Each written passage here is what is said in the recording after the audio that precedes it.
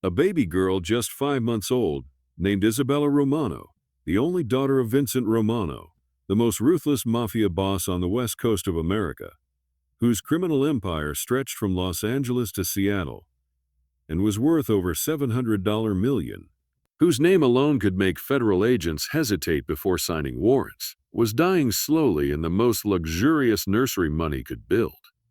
Her tiny body wasting away like a flower wilting in poisoned soil, and not a single one of the 18 world-renowned specialists her father had flown in from Switzerland, Germany, Japan, and the finest medical institutions across America could explain why this perfectly healthy-looking infant was losing weight at a terrifying rate, why her once rosy cheeks had turned hollow and gray, why her bright blue eyes now stared up at silk canopies with the exhausted emptiness of someone who had already given up on life. And her father, a man who had ordered the deaths of rivals without blinking, a man who had built his kingdom on fear and absolute control, a man who had never in his 38 years of existence uttered the word please to another human being, had fallen to his knees in the private chapel of his Malibu estate and begged God, a God he wasn't even sure he believed in, to save his daughter's life. But when Sarah Mitchell, a 29-year-old night shift nurse from Harbor General Hospital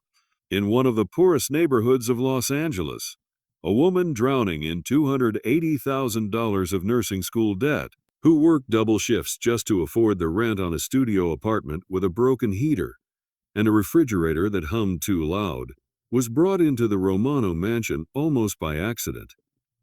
After the baby's elderly housekeeper remembered how this exhausted young nurse had once stayed 3 extra hours past her shift to comfort her dying husband in his final moments, she noticed something that all those brilliant physicians, with their advanced degrees and cutting-edge equipment, had completely missed, something that had nothing to do with rare diseases or genetic abnormalities or the complex diagnostic algorithms they'd been running, something that was hiding in plain sight, in the rhythm of the household, in the careful movements of someone who smiled too perfectly, in the small details that only someone trained to watch patients through long, quiet nights would ever think to notice.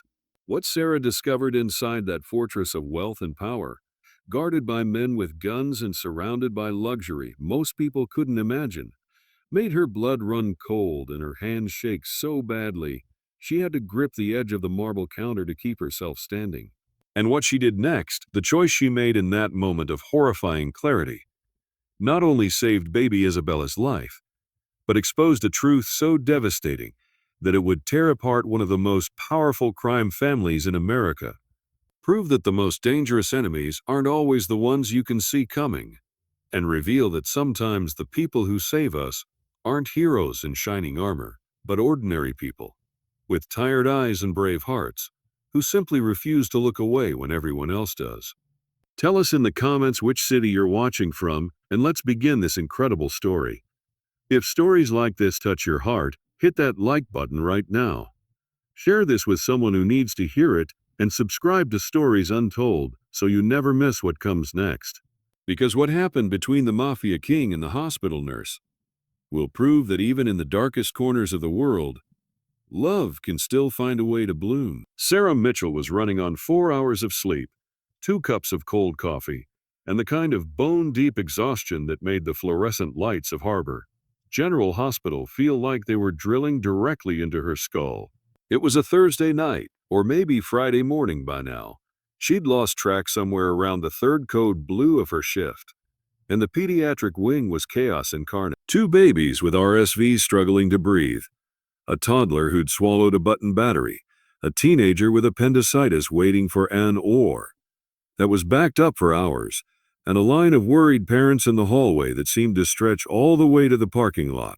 Sarah had just finished changing the IV on a 6-year-old with pneumonia, Rosa Esperanza, the elderly housekeeper whose husband, Miguel, had spent his final 3 weeks in Harbor General's palliative care unit last year. Sarah had been assigned to his night shifts, and she'd watched Rosa sit by his bed for hours every single night, holding his weathered hand and whispering to him in Spanish about their grandchildren, their wedding day, the first house they'd bought together in a neighborhood that no longer existed.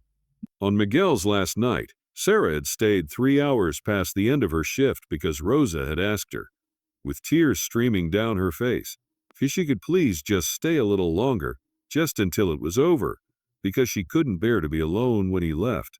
Sarah had held Rosa's other hand while Miguel took his final breath, and she'd helped Rosa say goodbye, and she'd never expected to hear from her again. But here was Rosa's name on her phone at 2:47 in the morning. Sarah stepped into the supply closet, the only quiet space she could find, and answered. "Mrs. Esperanza, is everything okay? Sarah." Rosa's voice was thick with tears. "Sarah, I need your help. I don't know who else to call. The doctors, they don't listen, they don't see. But you see things. You saw my Miguel when no one else did. You knew he was scared even when he couldn't say it. Please, Sarah, please help me." Sarah leaned against the shelving unit full of gauze and antiseptic, her tired mind trying to make sense of Rosa's words. "Slow down, Mrs. Esperanza. Tell me what's happening.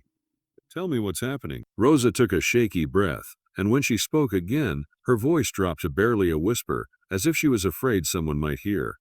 "I work for a family now, a very powerful family. They have a baby, a little girl, 5 months old. Isabella. She's sick, Sarah. She's been sick for weeks. They've brought in so many doctors, spent so much money, but she keeps getting worse. She's so thin now, so pale. She doesn't cry anymore because she doesn't have the strength." Sarah frowned, her medical training kicking in despite her exhaustion. "What do the doctors say is wrong with her?" "That's the thing," Rosa said, her voice cracking. "They don't know. They've done every test. They've checked everything. They say she should be healthy. But she's not, Sarah. I've raised 6 children and helped raise 14 grandchildren. I know what a healthy baby looks like. And Isabella, something is wrong, something the doctors aren't finding. And I think it might be something in the house, something someone is doing." Sarah's blood went cold. "What do you mean, something someone is doing?" Rosa was silent for a long moment. "I can't say more on the phone. But Sarah, this family, they're not normal people. They're dangerous people. The father, he's a man everyone is afraid of. But the baby, she's innocent. She's just a baby. And I'm scared, Sarah. I'm scared she's going to die, and no one will ever know why." Sarah closed her eyes, thinking about her schedule, her debt, her exhaustion, the mountain of responsibilities waiting for her. Then she thought about a baby lying in a crib somewhere, slowly wasting away while everyone around her failed to see what was right in front of them. "What's the address, Mrs. Esperanza? You'll come. You'll really come. I'll come after my shift ends. But I can't promise anything. I'm not a specialist. I'm just a nurse." "You're not just anything, Sarah," Rosa said. And there was such conviction in her voice that Sarah felt something shift in her chest. "You're the only person I trust. Please, save her." When Sarah hung up the phone, she didn't know she'd just agreed to walk into a world she couldn't imagine. A world of power, secrets, and violence, where trust was a weapon and the truth was more dangerous than any gun. She also didn't know that her life was about to change forever. Sarah finished her shift at 7 a.m., her body running on autopilot as she clocked out, changed out of her scrubs, and walked to her car in the staff parking lot. Her 2007 Toyota Corolla sat in the far corner where the cameras didn't quite reach, a habit she'd developed after her catalytic converter was stolen twice in the same month. The car had over 250,000 miles on it. The passenger door didn't open from the outside anymore. The check engine light had been on so long she'd forgotten it was there, but it ran, and that was all that mattered. She typed the address. Rosa had texted her into her phone and watched the blue line snake its way from south central Los Angeles all the way up to the hills of Malibu, a journey of about 35 miles that felt like crossing into another dimension. The drive took over an hour in morning traffic, and with every mile, the world outside Sarah's window transformed. The check-cashing stores and taco trucks of her neighborhood gave way to boutiques and coffee shops, then to gates and hedges, then to estates so massive they had their own zip codes. By the time she reached the address Rosa had given her, Sarah felt like she'd driven into a magazine spread for architectural wealth. The Romano estate sat at the end of a private road that wound up through hills, covered in perfectly manicured grass, past security checkpoints that would have made an airport jealous. Until finally she reached a gate that looked like it belonged in front of a palace. Two men in dark suits approached her car before she could even roll down her window. One of them had a scar running from his ear to his jaw. The other had eyes that seemed to evaluate her threat level in a single glance and find her wanting. "This is private property," Scar said, his hand resting casually on something at his hip that Sarah was very sure was a gun. "You need to turn around." "I'm here to see Rosa Esperanza," Sarah said, keeping her voice steady even though her heart was hammering. "She called me. I'm a nurse. She asked me to come look at the baby." The two men exchanged a glance. The one without the scar pulled out a phone and made a call, speaking in rapid Italian that Sarah couldn't follow. After a moment, he nodded and hung up. "Get out of the car," he said. "We need to search you and your vehicle before you can enter." Sarah complied, standing in the morning sun while they went through her nursing bag, her purse, her car, even making her remove her shoes so they could check the soles. When they were satisfied, she wasn't carrying weapons, explosives, or recording devices. They let her back in her car and waved her through the gate. The driveway beyond was almost half a mile long, lined with Italian cypress trees and flowering bushes that probably cost more to maintain each month than Sarah made in a year. And at the end of it sat the house. Except house was entirely the wrong word. It was a Mediterranean villa that sprawled across the hilltop like it owned not just the land but the very concept of luxury. White stucco walls, red tile roof, arched windows that caught the morning light. A fountain in the circular drive that featured what looked like actual Greek statues. Sarah parked her rusty Corolla next to a Bentley, a Rolls-Royce, and what she was pretty sure was a Bugatti, feeling like a dandelion that had somehow blown into a rose garden. Rosa was waiting for her at the front door, dressed in a simple black dress with a white apron, her silver hair pulled back in a neat bun. When she saw Sarah, her weathered face crumpled with relief. "You came," she breathed, pulling Sarah into a tight hug. Thank God you came." Of course I came, Mrs. Esperanza. Now tell me everything." Rosa led her inside, through an entryway with ceilings so high they made Sarah dizzy, past artwork that probably belonged in museums, through corridors that seemed to go on forever. As they walked, Rosa spoke in a low, hurried whisper. "The family, the Romanos, they're not normal people, Sarah. Mr. Romano, Vincent, he's a businessman. That's what they call it. But everyone knows what he really is. He runs things on this side of the country. Things I don't ask about and don't want to know about." "Mafia," Sarah said quietly. Rosa crossed herself. "We don't say that word, but yes, he's powerful, Sarah. More powerful than you can imagine. People disappear when they cross him. Entire families, poof, gone, like they never existed." Sarah felt her stomach tighten. "And the baby? Isabella? She's his whole world," Rosa said, and there was something complicated in her voice. "He didn't want children at first, said it was too dangerous. But then Mrs. Romano got pregnant. And when Isabella was born, I watched that man change. He holds her every morning before his meetings. He sings to her in Italian when he thinks no one is listening. He would burn down the world for her, Sarah. Which is why he's so scared now. Because she's dying, and all his power, all his money, none of it can save her." "What are her symptoms?" "Weight loss, constant diarrhea. She can't keep anything down. She cries all the time from stomach pain. Or at least she did at first. Now she barely has the energy to cry. She just lies there, Sarah, looking up at the ceiling with these empty eyes like she's given up." Sarah frowned. "And the doctors found nothing?" "They found nothing. They did blood tests, stool tests, imaging, genetic tests, allergy tests. Everything came back normal. They think maybe it's some rare genetic disorder they don't have a test for yet.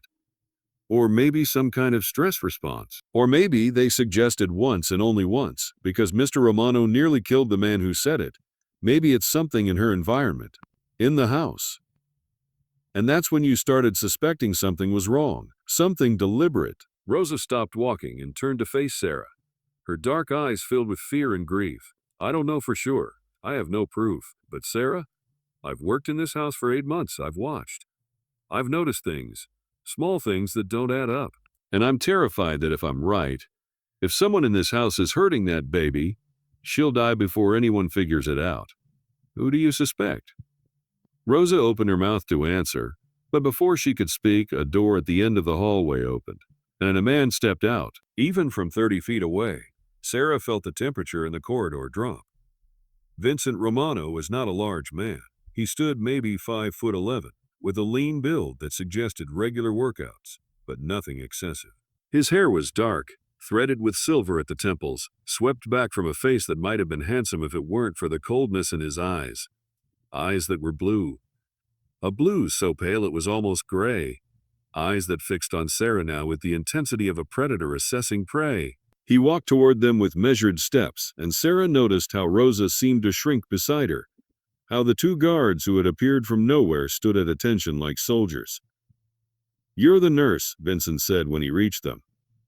It wasn't a question. His voice was low, controlled, with just a trace of an accent Sarah couldn't place.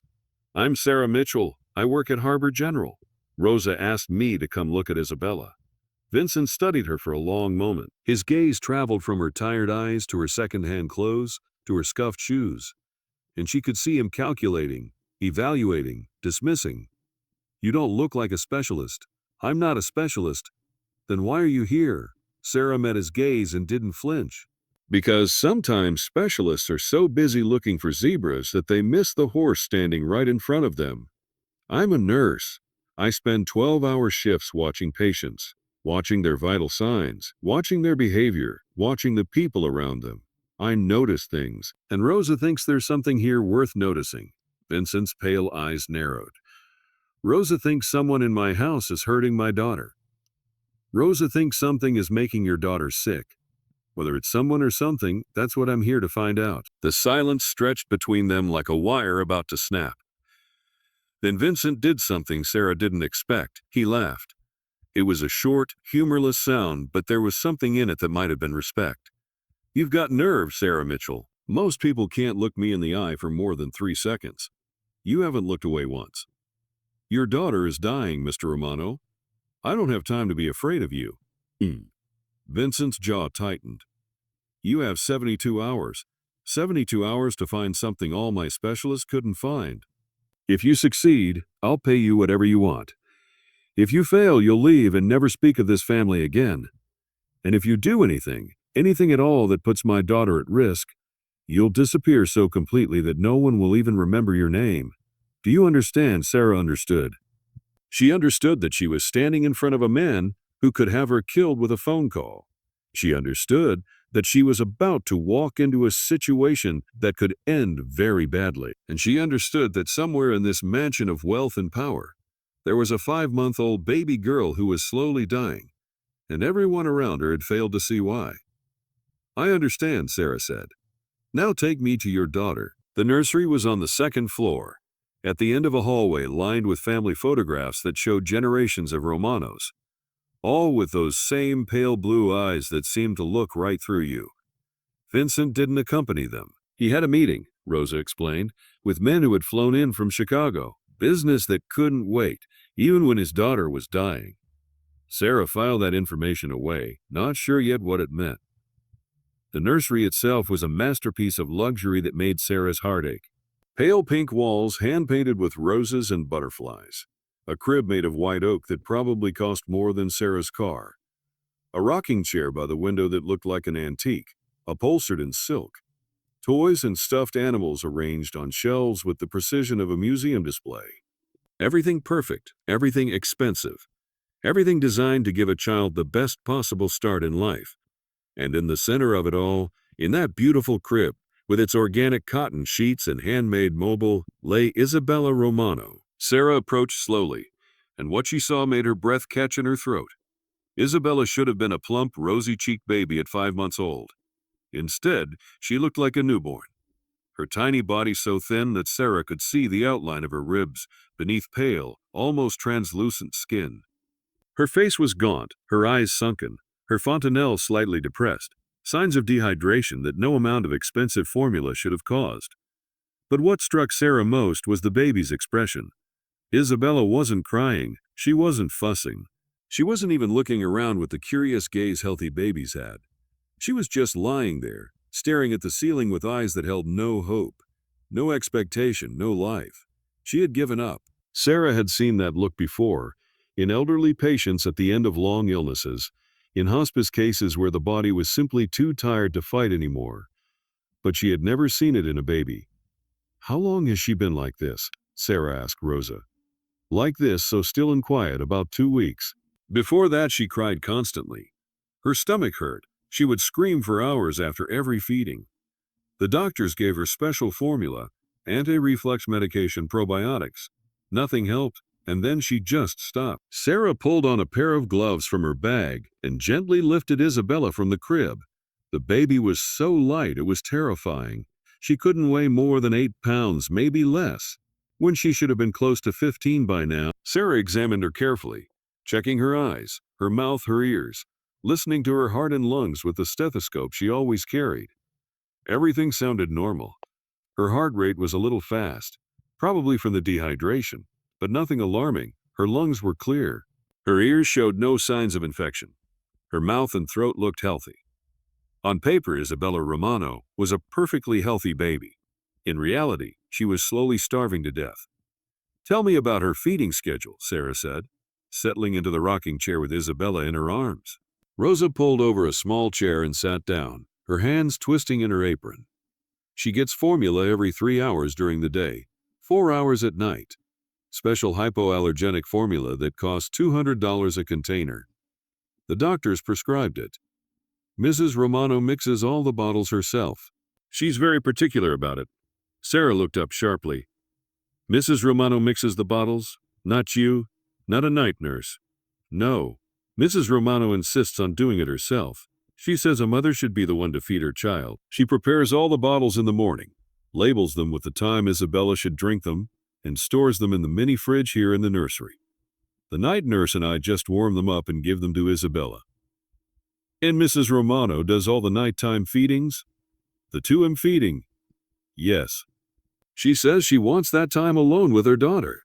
The night nurse handles the other nighttime feedings." Sarah looked down at Isabella, who had closed her eyes and was resting against Sarah's chest, with the exhausted limpness of a baby who had used up all her reserves. "Tell me about Mrs. Romano." Rosa's face did something complicated. "Mrs. Romano is beautiful, very beautiful. She was a model when she met Mr. Romano. They married 3 years ago. People say it was a love match, but I don't know. Mr. Romano is a difficult man to love. He's gone a lot. Meetings, business, travel. He's very powerful, but power requires attention, and attention he has very little of for anyone except Isabella. Except Isabella. When Isabella was born, everything changed. Mr. Romano was home more. He canceled trips. He rearranged meetings. He spent hours just holding her, looking at her like she was the most precious thing in the world. I've never seen him look at anyone that way, not even Mrs. Romano." Sarah felt something cold settle in her stomach. "And how does Mrs. Romano feel about that?" Rosa was quiet for a long moment. "She smiles. She says she's so happy her husband loves their daughter. But sometimes, when she thinks no one is watching, I see her face when Mr. Romano is holding Isabella and ignoring her. And there's something in her eyes, Sarah. Something that scares me."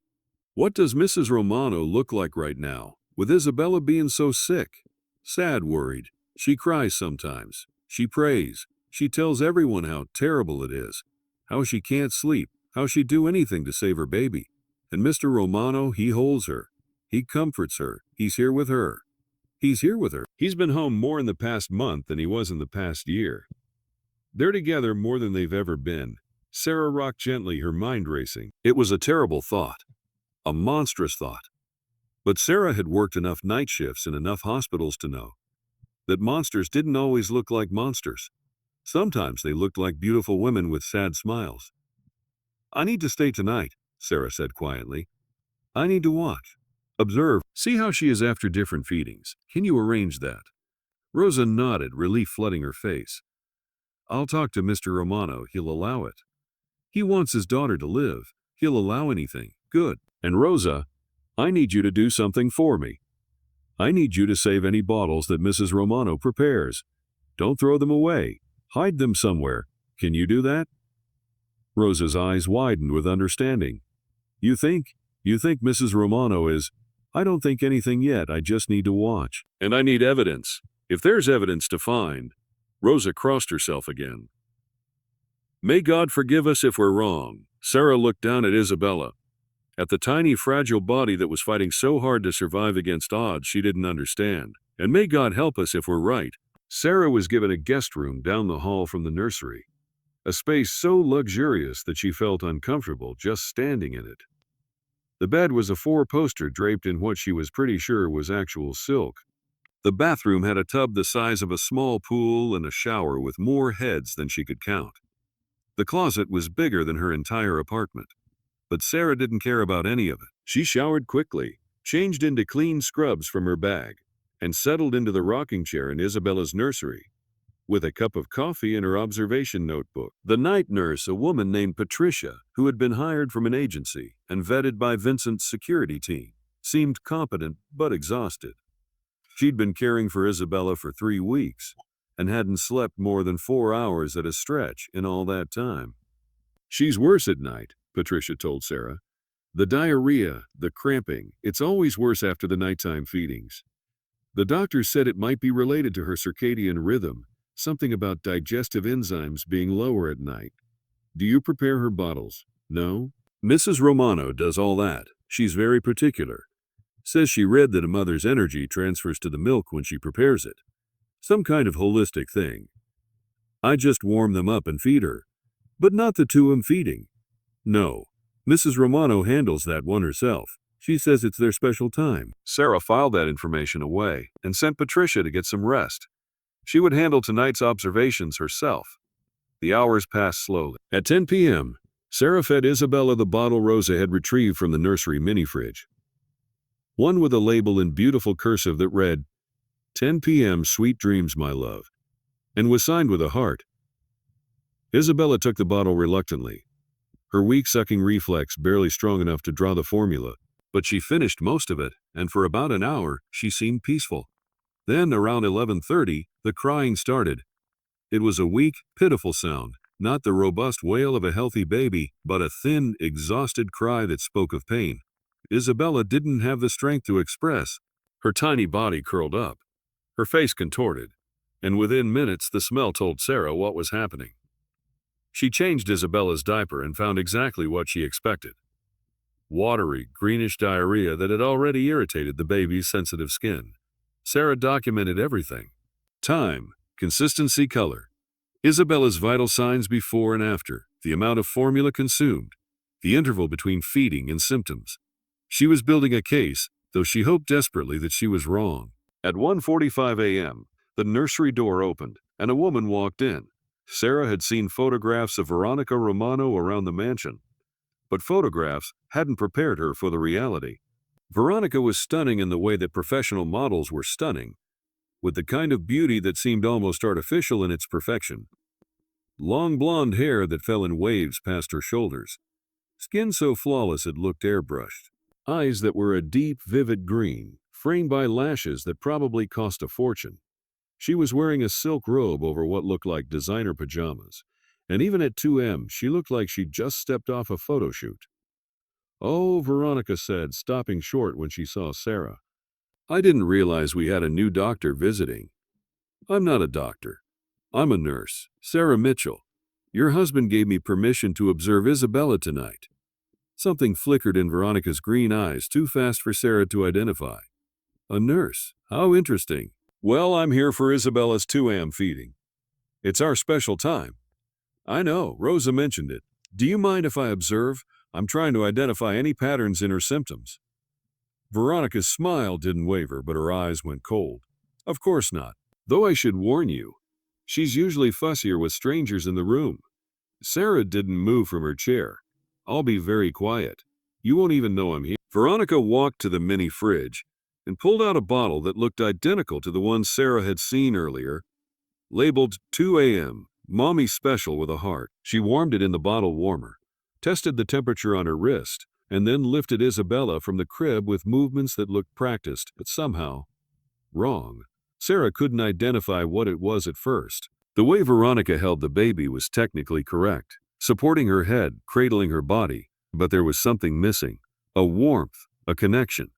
The way mothers usually looked at their babies, especially sick babies, wasn't there. Instead, Veronica looked at Isabella, the way someone might look at a task that needed to be completed. "There we go, sweetheart," Veronica cooed, her voice sweet as honey as she settled into the rocking chair Sarah had vacated.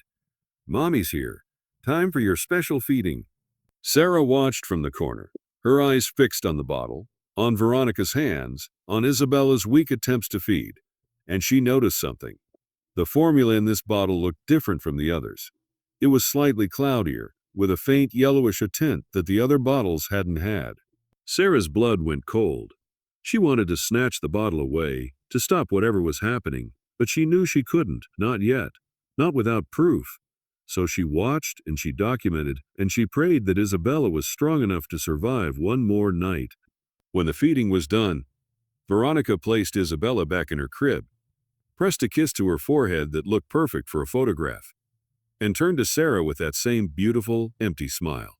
"See, our special time, she loves it." "She seems very calm with you," Sarah said carefully. "She knows her mommy loves her." Veronica swept out of the room, silk robe flowing behind her, and Sarah was at the crib before the door had fully closed. Isabella was already starting to fuss, her tiny body tensing with the first signs of the pain that Sarah knew was coming. And this time, Sarah had a plan. She quickly retrieved the empty bottle Veronica had used from where it sat on the changing table, carefully sealing it in a plastic bag from her nursing kit. Then she grabbed a fresh bottle from the mini fridge, one of the ones labeled for earlier in the day, and used a sterile syringe to extract a small sample of the formula. She did the same with the residue from Veronica's bottle. 2 samples, same formula, same preparation method, supposedly. If they came back different, Sarah would have her proof. And if they came back the same, she would apologize for her suspicions and pray that whatever was killing Isabella was something else entirely. But watching Isabella writhe in pain as the next wave of cramping hit, watching her tiny face contort with a suffering no 5-month-old should ever have to experience, Sarah knew in her gut that she wasn't wrong. Someone in this house was poisoning this baby. And Sarah was going to prove it. Sarah didn't sleep that night. She stayed in the nursery, watching Isabella through the worst of her symptoms, changing her diapers every 30 minutes as the diarrhea continued, monitoring her heart rate and breathing for any signs of distress. By 6 a.m., when Rosa arrived for the morning shift, Sarah was exhausted but wired, her mind racing with everything she'd observed. "I need to send something to a lab," she told Rosa quietly. "Today, as soon as possible." "Do you know anyone who can help?" Rosa thought for a moment, then nodded. "My nephew works at a laboratory downtown, a private one. They do testing for doctors' offices, insurance companies. He owes me a favor. Can he be trusted? This has to stay absolutely quiet. He's family. He'll keep it secret." Sarah handed Rosa the sealed samples. "Tell him I need a comprehensive toxicology panel on both samples. Tell him to compare them and look for anything that shouldn't be in baby formula. Laxatives, sedatives, anything. And tell him I need results within 24 hours." Rosa took the samples with shaking hands. "Sarah, if you're right about this, if Mrs. Romano is really, then we save Isabella and we deal with the consequences, but we need proof first. Without proof, no one will believe us. Mr. Romano certainly won't." Rosa left to deliver the samples and Sarah went to check on Isabella. The baby was sleeping fitfully, her tiny body twitching with residual pain, but the worst seemed to have passed. Sarah documented her condition, then went to find the night nurse to compare notes. Patricia confirmed what Sarah had suspected. Isabella's symptoms were always worse after the 2 a.m. feeding. "I mentioned it to the doctors once," Patricia said, "but they said it was probably just coincidence. Nighttime feedings are often harder on babies' digestive systems. Something about circadian rhythms. Did anyone ever suggest watching Mrs. Romano during the feeding, or testing the bottles she prepares?" Patricia's eyes went wide. "Test Mrs. Romano's bottles. No one would dare suggest that. She's the mother, and Mr. Romano, he adores her. Anyone who accused her of, Patricia stopped, understanding dawning on her face. "You think she's doing something to the baby?" "I think someone is doing something to this baby, and I intend to find out who." "But why? Why would a mother hurt her own child?" Sarah thought about everything Rosa had told her, about the way Vincent's attention had shifted to Isabella, about the loneliness in Veronica's eyes, about the way her husband was finally home, now that their daughter was sick. Because sometimes people do terrible things for reasons that only make sense to them. The day passed in a blur of observation and documentation. Sarah watched how each member of the household interacted with Isabella. Rosa, whose love for the baby was obvious in every touch. Patricia, who was competent and caring but clearly exhausted. The various security guards who patrolled the halls, most of whom never even looked into the nursery. And Vincent, who appeared twice during the day, standing over his daughter's crib with a grief so profound, it seemed to age him 10 years. The specialists are useless, he said during his second visit, his voice heavy with despair. I've spent millions. I've flown in experts from 4 different countries, and none of them can tell me why my daughter is dying. I'm still observing, Sarah said carefully. I'd like to stay another night if that's acceptable. Vincent turned to look at her, those pale blue eyes searching her face. You see something. Something the others missed, I can tell. I see possibilities, but I need more time, and I need you to trust me. Vincent was quiet for a long moment.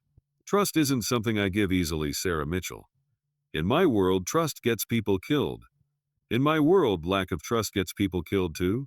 Patients who don't trust their doctors, who don't take their medication, who don't follow up on symptoms. Trust is the foundation of care. Vincent's lips twitched in what might have been a smile. You're not afraid of me at all, are you? I'm terrified of you. But I'm more terrified of watching your daughter die when I might be able to save her. Vincent studied her for another long moment, then nodded. Stay as long as you need, and if you find something, anything, you come to me directly. No one else. Understood? Understood. After Vincent left, Sarah returned to her observation post, and she waited. The call from Rosa's nephew came at 4:47 p.m. the next day.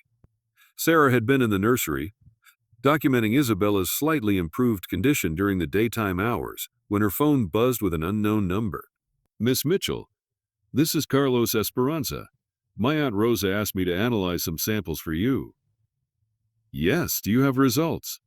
I do. And Miss Mitchell, I don't know where you got these samples, but what I found, it's not good. Sarah's heart began to pound. Tell me. Both samples are supposed to be the same formula, correct? Same brand, same preparation.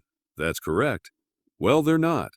Sample A, the one labeled regular, is exactly what it should be. Standard hypoallergenic infant formula, all ingredients within normal parameters. And sample B. Carlos paused. Sample B contains everything sample A contains, plus significant amounts of bisacidil. It's a stimulant laxative, the active ingredient in many over-the-counter products. The concentration in sample B is approximately 20 times the recommended adult dose. Tara closed her eyes. If a baby were fed formula with that concentration of bisacidil regularly, what would happen?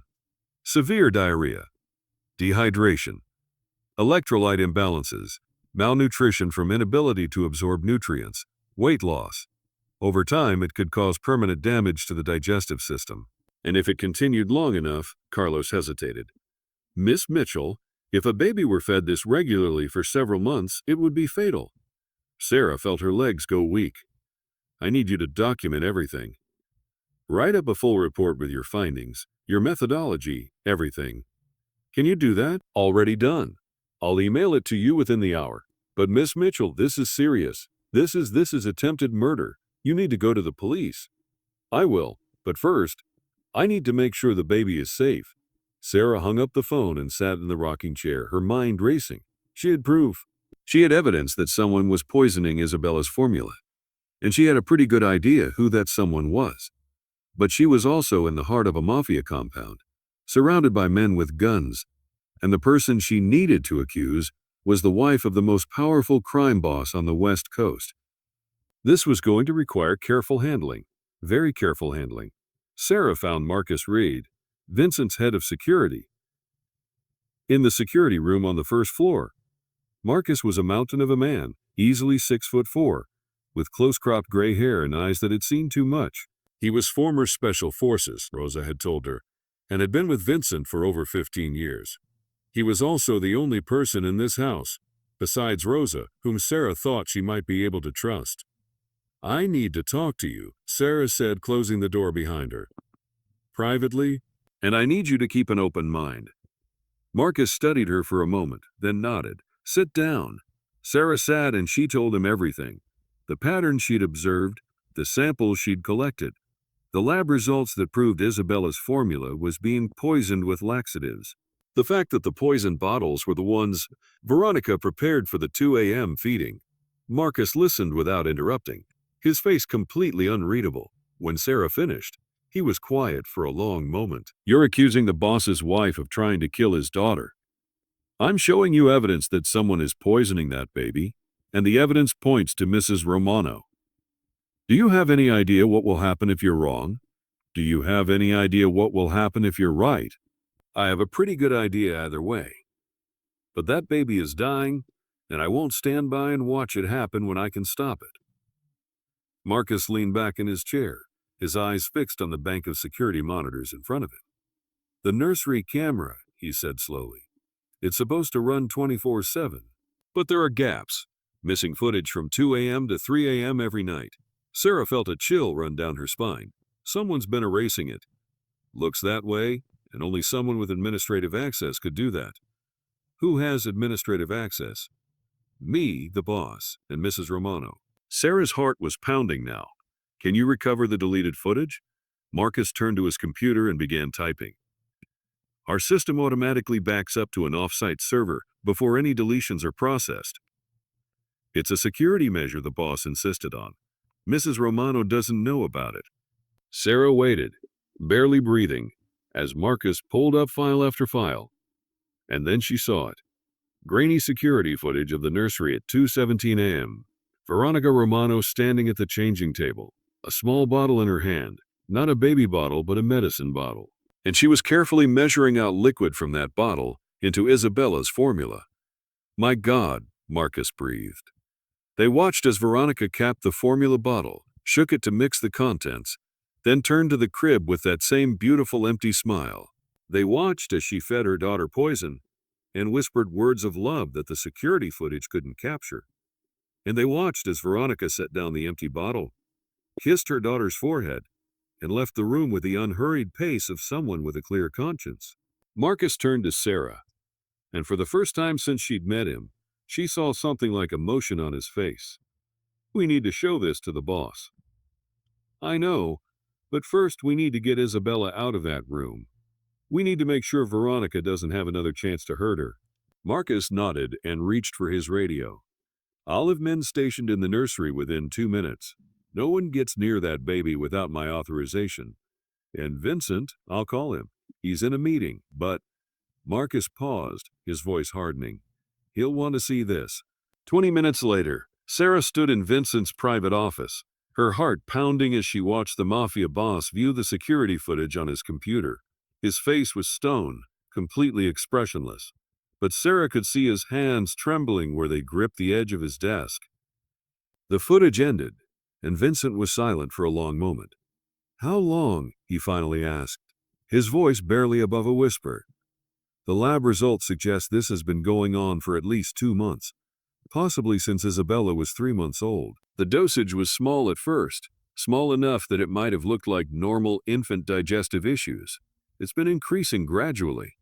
She was killing our daughter, slowly, deliberately, while I held her and comforted her, and told her everything would be okay." Vincent's voice cracked on the last word, and Sarah saw something she never expected to see: tears. The most powerful crime boss on the West Coast was crying. "Why?" he asked, looking up at Sarah with eyes that held more pain than she had ever seen. "To our baby." Sarah thought about everything Rosa had told her, about the loneliness and the jealousy and the way Vincent's attention had shifted when Isabella was born. Some people hurt the ones they're supposed to love because they think it will make them loved more. It's called Munchausen syndrome by proxy, a mental illness where someone, usually a parent, harms their child to gain attention and sympathy. When Isabella got sick, you came home more. You paid attention to your wife more. You were there for her in a way you hadn't been before. Vincent's face contorted with rage and grief. "She made my daughter sick so I would stay home. It's a mental illness, Mr. Romano. It's not rational. It's not rational. It's not understandable, but it's real, and your wife needs help, and your daughter needs to be protected from her. Vincent stood abruptly, his chair crashing backward. Where is she? Where is Veronica? Mr. Romano, Sarah started. Where is she? The roar shook the windows. Marcus stepped forward. She's in the master suite, boss. I have men watching her, but she doesn't know anything is wrong. Vincent moved toward the door, and Sarah stepped in front of him. Mr. Romano, Vincent, please, think about what you're doing. I'm going to kill her, Vincent said, and his voice was calm now, calm in a way that was far more terrifying than his rage. I'm going to kill the woman who tried to murder my daughter. And then what? You go to prison for the rest of your life? Isabella grows up without a father. That's not justice. That's just more pain. She tried to kill my baby. I know, and she needs to face consequences for that. But not this way. Not like this. Vincent stared at her, breathing hard, his whole body vibrating with barely contained violence. Then what do you suggest? Sarah met his gaze. Let me call the police. Let me give them the evidence. Let the legal system handle this. Your wife is mentally ill. She needs treatment, and she needs to be somewhere she can never hurt Isabella again. But she doesn't need to be murdered, and you don't need to become a murderer for her. I'm already a murderer, Vincent said quietly. Not like this, not in your own home, not against the mother of your child. This is different, Vincent. Let it be different. The silence stretched between them, heavy and suffocating. And then, slowly, Vincent's shoulders dropped. Make the call, he said. But I want to see her first. I want to look her in the eyes and ask her why. Veronica Romano didn't look like a monster. She looked beautiful. She looked confused. She looked at the men who had escorted her to Vincent's office, and the nurse standing beside her husband, and the cold fury in her husband's eyes, and her face showed nothing but innocent bewilderment. Vincent, what's happening? Is Isabella okay? Did something happen? Vincent said nothing. He simply turned his computer screen around to face her and pressed play on the security footage. Sarah watched as Veronica's face changed. The innocent confusion melted away like snow in summer, replaced by something cold and calculating. She didn't cry. She didn't apologize. She just watched herself on screen, poisoning her own daughter, and when the footage ended, she looked up at her husband with eyes that held no remorse. How did you find that? I erased the footage. You erased local copies. I had backups you didn't know about. Veronica laughed, a short, bitter sound. Of course you did. You never trusted anyone, not even your own wife. Answer me, Veronica. Why? Why did you hurt our daughter? Why did you try to kill her? I wasn't trying to kill her. For the first time, emotion cracked through Veronica's icy facade. I just wanted her to be sick. Just sick enough that you would stay home. Just sick enough that you would pay attention to me again. Pay attention to you? I was building an empire for you, for our family. No, you were building an empire for yourself. I was just an accessory, a pretty thing to hang on your arm at parties. And then Isabella came along and suddenly you had time to be home. Suddenly you had time to love someone. But not me. Never me. Veronica's voice broke and tears began to stream down her perfect face. Do you know what it's like to watch your husband fall in love with someone else? To see him hold her, sing to her, look at her like she's the whole world. I gave you everything, Vincent. I gave up my career, my friends, my whole life. And you gave all your love to a baby who isn't even old enough to say your name. So you poisoned her. I just wanted you to need me again. I wanted you to hold me while I cried about our sick daughter. I wanted you to stay home and comfort me. And it worked, Vincent. For 2 months you were home every night. You held me every morning. We were a family again. Vincent stared at his wife like he was seeing a stranger. You almost killed our daughter because you were jealous of a baby? I wasn't trying to kill her. I calculated the doses carefully. I did research. I just wanted her to be sick, not to die. I'm not a monster. You are a monster, Vincent said, his voice cold as ice. You're just a monster who doesn't know what she is. He turned to Marcus. Take her to the guest house and keep her there until the police arrive. She doesn't speak to anyone. She doesn't contact anyone. And she never goes near my daughter again. Veronica screamed as the security guards pulled her toward the door. Vincent, please, I love you. I did this because I love you. Don't do this to me. But Vincent had already turned away. He walked to the window and stared out at the gardens, his back rigid, his hands clasped behind him. And he didn't turn around until long after the screaming had faded into silence. I should have seen it, he said quietly, still facing the window. I should have known something was wrong, but I was so focused on finding a medical cause that I never considered the obvious. That the person hurting my daughter was the one person who was supposed to protect her most. You couldn't have known, Sarah said gently. Munchausen by proxy is one of the hardest forms of abuse to detect. The perpetrators are usually incredibly skilled at hiding their actions and presenting themselves as devoted caregivers. Your wife fooled dozens of specialists. You have no reason to blame yourself. Vincent turned to face her. But you saw it. You figured it out in less than 72 hours when no one else could. I got lucky. Rosa pointed me in the right direction and I happened to be looking for something the specialists weren't. No, it wasn't luck. Vincent walked toward her, stopping just a few feet away. It was you, your instincts, your willingness to look at the obvious when everyone else was searching for the obscure. You saved my daughter's life, Sarah Mitchell. And I don't have words for what that means to me. Sarah felt her cheeks warm under his intense gaze. I was just doing my job. You were doing far more than that. And now I owe you more than I can ever repay. The weeks that followed were a whirlwind of change for everyone involved. Veronica Romano was arrested and charged with aggravated child abuse and attempted murder. Her lawyers argued that she was mentally ill and not responsible for her actions. And the judge agreed to have her committed to a psychiatric facility for evaluation and treatment instead of prison. Vincent didn't fight it. He didn't visit her. He simply signed the papers that dissolved their marriage and removed her from his life completely. Isabella's recovery, once the poisoning stopped, was nothing short of miraculous. Within days, her diarrhea stopped. Within weeks, she began gaining weight. Her cheeks filled out, her eyes brightened, and her first real laugh, a gurgling, joyful sound, echoed through the mansion like music. Sarah stayed.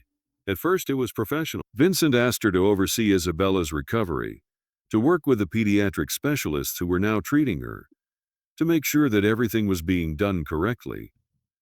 He offered her an obscene amount of money, enough to pay off her student loans and buy a house, and never worry about money again. Sarah tried to refuse. I can't accept that, it's too much. It's not enough, Vincent said simply. There is no amount of money that equals my daughter's life. I was just doing my job. Then let me compensate you for your job. Or if you prefer, let me hire you, officially, as Isabella's personal nurse and medical care coordinator. Full salary, benefits, whatever you need. Sarah hesitated. She thought about her cramped apartment, her crushing debt, the broken heater and the humming refrigerator and the car that might not make it through another winter. And then she thought about Isabella, about watching her grow and thrive and become the healthy, happy child she was meant to be. Okay, she said finally, but I have conditions. Name them. I keep working at Harbor General 2 days a week. Those kids need me. Done. And I don't live in the mansion. I need my own space. I'll buy you a house, wherever you want. You'll help me find a reasonable rental. Somewhere nice but not ridiculous. Vincent's lips twitched. You're the only person I've ever met who argues down their own compensation. I'm the only person you've ever met who isn't afraid of you. Yes, Vincent said, and something warm flickered in his pale blue eyes. You are. The months passed, and Sarah found herself spending more and more time at the Romano estate. She told herself it was for Isabella. The baby needed consistent care. The baby needed monitoring. The baby needed someone who could recognize any signs of recurring problems. But deep down, Sarah knew she was lying to herself. Because every time Vincent walked into the nursery, and his face lit up at the sight of his daughter, Sarah felt something shift in her chest. Every time he asked Sarah's opinion about Isabella's development, her health, her happiness, she felt valued in a way she'd never experienced before. And every time their eyes met across the room, every time their hands brushed while passing the baby back and forth, every time he smiled at her with something that looked almost like wonder, Sarah felt herself falling for a mafia boss. falling for a dangerous, powerful, complicated man who had trusted her with the most precious thing in his world. It was insane. It was reckless. It was probably the stupidest thing she'd ever done, but she couldn't help it. It happened on a quiet evening, 6 months after Sarah had first walked into the Romano mansion. Isabella was nearly a year old now, a chubby, giggling baby who had completely recovered from her ordeal. She was crawling everywhere, getting into everything, and her favorite word was saw, her attempt at saying Sarah's name. Sarah was in the nursery reading Isabella a bedtime story when Vincent appeared in the doorway. He'd been away for 3 days, some business in New York that required his personal attention, and Sarah had told herself she didn't miss him. But when she looked up and saw him standing there, watching her with his daughter, she knew she'd been lying. "You're back," she said, trying to keep her voice neutral. "I'm back." He walked into the room and knelt beside the rocking chair, reaching out to stroke Isabella's dark hair. "She's gotten bigger. How is that possible? I was only gone 3 days. Babies grow fast when they're healthy." "Thanks to you. Thanks to a lot of people." Vincent looked up at her, and something in his eyes made Sarah's breath catch. "Can we talk after Isabella's asleep?" "Of course." Half an hour later, with Isabella snoring softly in her crib, Sarah found Vincent in the garden. He was standing by the fountain, staring up at the stars, and he looked, she realized, almost nervous. The most powerful crime boss on the West Coast looked nervous. "What did you want to talk about?" Sarah asked, joining him by the fountain. Vincent was quiet for a moment, gathering his thoughts. "I've been thinking," he finally said, "about these past 6 months. About how much my life has changed. About how much you've changed it. Isabella changed your life. You were not just anything." Vincent turned to face her, his pale blue eyes intense. "You walked into my home as a stranger and saw things no one else could see. You stood up to me when no one else would dare. You saved my daughter's life and asked for nothing in return. I asked for a salary. You argued down your own salary because you didn't want to take advantage of me." Sarah smiled despite herself. "Fair point." Vincent stepped closer. "I've spent my whole life surrounded by people who want something from me. Power, money, protection, everyone has an angle. Everyone has an agenda, but you're different. You see me, Sarah, not the boss, not the empire, just me." "Vincent," Sarah started. "Let me finish, please." Sarah fell silent. "I know who I am," Vincent continued. "I know what I've done. I'm not a good man by any normal definition, but you make me want to be better. You make me want to deserve the way you look at me." His hand reached out, hesitating just inches from her face. "I'm falling in love with you, Sarah. I've been falling for months, and I've tried to fight it because I know you deserve better than someone like me, but I can't fight it anymore."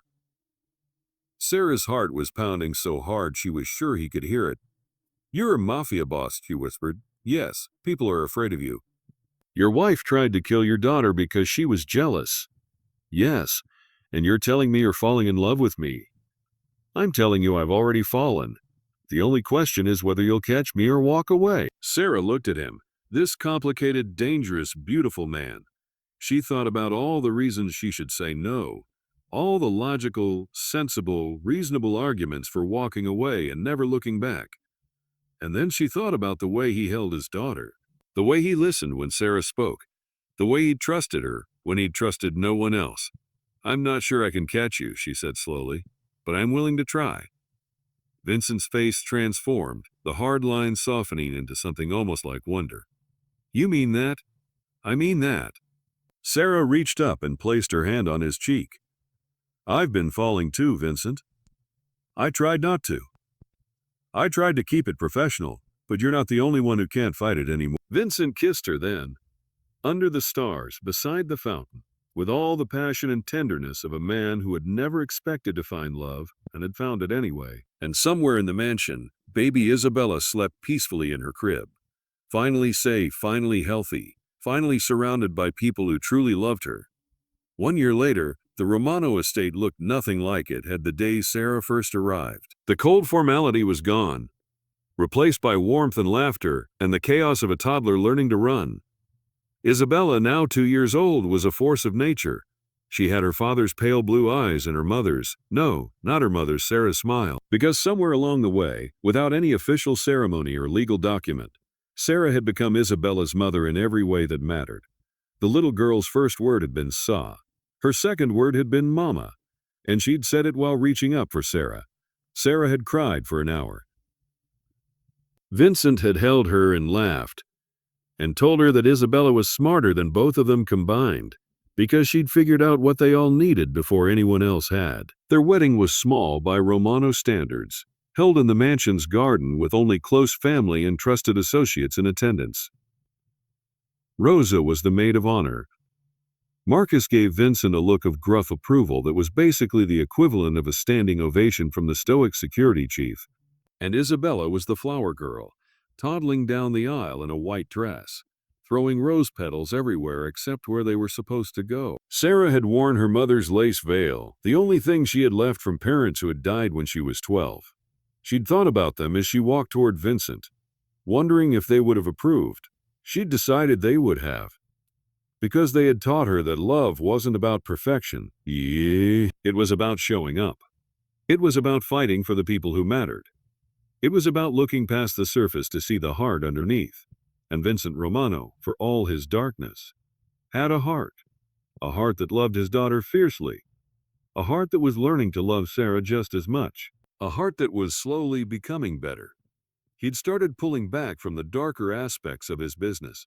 He'd hired managers to handle operations he no longer wanted to be personally involved in. He'd started a foundation in Isabella's name, funding pediatric care for families who couldn't afford it, and Harbor General Hospital had been the first recipient. He wasn't a saint. He would never be a saint. But he was trying, and for Sarah that was enough. Epilogue. 5 years later, Sarah Mitchell Romano stood on the balcony of the Malibu estate, watching her husband play with their children in the garden below. Isabella, now 7, was bossing around her little brother Michael, who was 3 and absolutely convinced that his big sister was the greatest person in the world. Vincent was letting them both climb all over him, laughing in a way that still surprised Sarah even after all these years. The man who had made this city tremble was now being used as a jungle gym by a 3-year-old. The man who had once ordered deaths without blinking was now kissing scraped knees and checking for monsters under beds. It wasn't a perfect life. Vincent still had enemies. There were still threats. There were still moments when Sarah caught him on the phone at 3 a.m., his voice cold, his eyes hard, handling business she didn't ask about. But when he came back to bed, he pulled her close and whispered that he loved her. And when he woke up in the morning, the first thing he did was check on the children. And every day he chose their family over the empire. That was enough. That was more than enough. Sarah felt arms wrap around her from behind and smiled as Vincent pressed a kiss to her neck. "What are you thinking about, Mrs. Romano?" "I'm thinking about how I got here. How a night shift nurse from the worst neighborhood in LA ended up married to a mafia boss with 2 kids and a mansion. Fate," Vincent said simply. "Or maybe luck. Or maybe just a very smart housekeeper who remembered a nurse who stayed late with her dying husband. Rosa would say it was God's plan. Rosa would be right." Sarah turned in his arms, looking up at the face she'd grown to love more than she'd ever thought possible. "No regrets?" she asked. "Not a single one," Vincent said. "You saved my daughter. You saved me. You gave me a family I never thought I'd have, and a life I never thought I deserved." "You deserve it," Sarah said. "You've worked hard to become the man you are now, only because I had a reason to change." Vincent kissed her forehead. "Only because I had you." If this story touched your heart, don't forget to hit that like button and share this video with everyone you love. Subscribe to Stories Untold, so you never miss another incredible story of love, redemption, and the power of human connection. We would love to know where you're watching from tonight and what this story made you feel. Have you ever witnessed someone change for love? Have you ever seen a guardian angel appear in an unexpected form? Leave your thoughts in the comments below. We read every single one. And remember, sometimes the people who save us aren't heroes with capes. They're ordinary people with tired eyes and brave hearts who simply refuse to look away when everyone else does. Thank you for watching. See you in the next video.